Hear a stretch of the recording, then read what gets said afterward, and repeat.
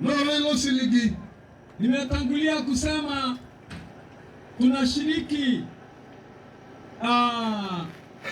heshima ya mwisho ya mama mwokofu. Aidurugomodwajo kingareta orgereti kienyenye mbasa senyati. Kama vile mchungaji amekusha kueleza kuhusu ushuhuda wake, nataka niwaambieni ya kwamba ukweli kabisa matendo mema itawafuata watu wema. Tulipohubiri Injili katika eneo hili miaka za 1990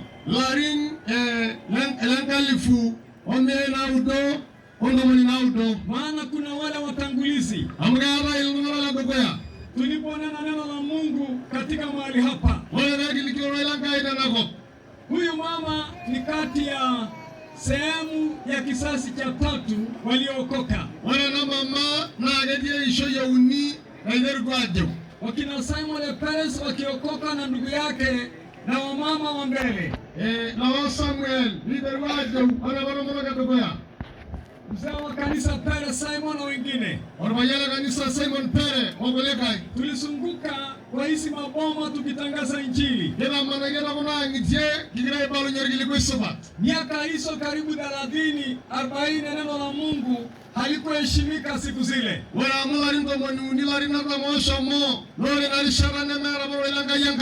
Atukuze Mungu wa mbinguni aliyegusa mioyo ya wachache wakaokoka.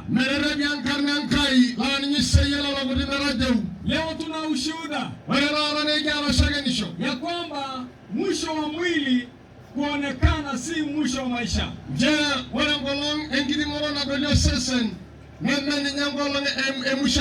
Wakati Yesu alipokuwa katika ulimwengu, akapeana neno la matumaini. Akatazama umati ya watu akamwambia, amini, amini. Yeye asikiaye neno langu na kuamini ndani ya moyo wake.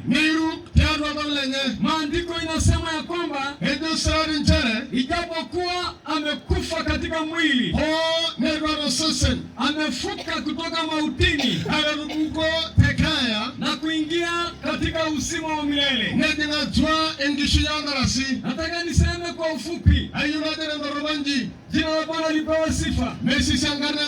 Kuna jambo la matumaini. Kumbe kuna maisha baada ya hii. Mama ameishi miaka 61 ambaye Mungu amempa kwa dunia hii. Akatengeneza jamii. Mungu amempatia mali. Amempa watoto. Hapa tumesoma ana watoto karibu 8. Wajukuu 20 na kitu.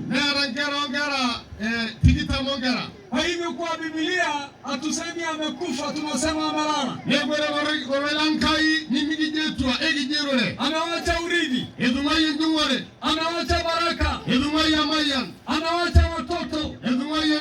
Amewacha jamii ambayo inasambaa kuja katika ulimwengu huu.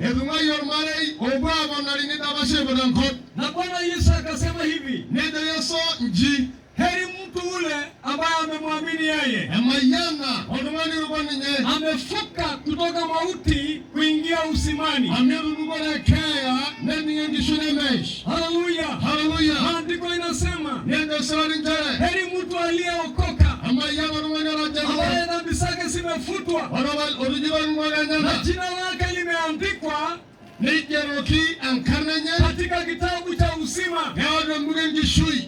Kwa hivyo leo naongea point number 2, kuna uzima wa milele. Norgirupi ana hiyo uzima.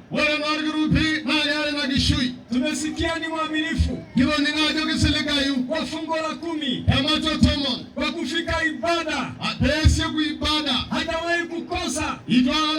Ameongoza watoto wake kwa Mungu. Hata huyu Josephat nafikiri ni harusi ya kanisa. Hata Josephat na harusi ya kanisa. Hawa watu nilichapa viboko nikiwa mwalimu wa zamani. Bana nilikuwa mwalimu. Aido ngonia wao njibo ngonia abaro mwalimu. Hata mke wake, hata ndo moro nyenye.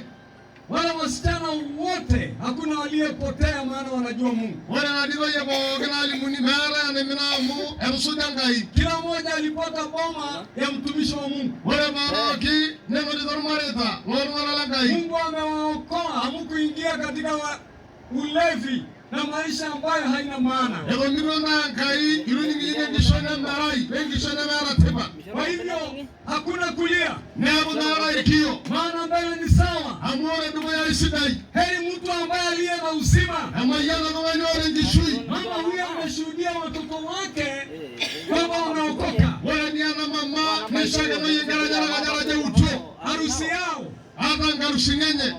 Alikula mali yao. Inosa malenye. Aliona wajukuu. Hilo duangara onkara. Amemaliza. Idimba. Amependeza Mungu. Ilishibangai. Amependeza watu. Ilishibanwana. Haleluya. Haleluya. Ni mwenye haki. Olumani asibani. Anamjua Yesu. Emayewa Yesu. Ndiposa hata leo mimi nimekuja kusimama kama askofu maana tutatoa hisabu. Na ina bae uo airashano bishop amegna yagegana. Si unajua mwenye haki akikata roho ni malaika anapokea yeye. Emiyola jora dumani asibani bedungotao. Na malaika ngama.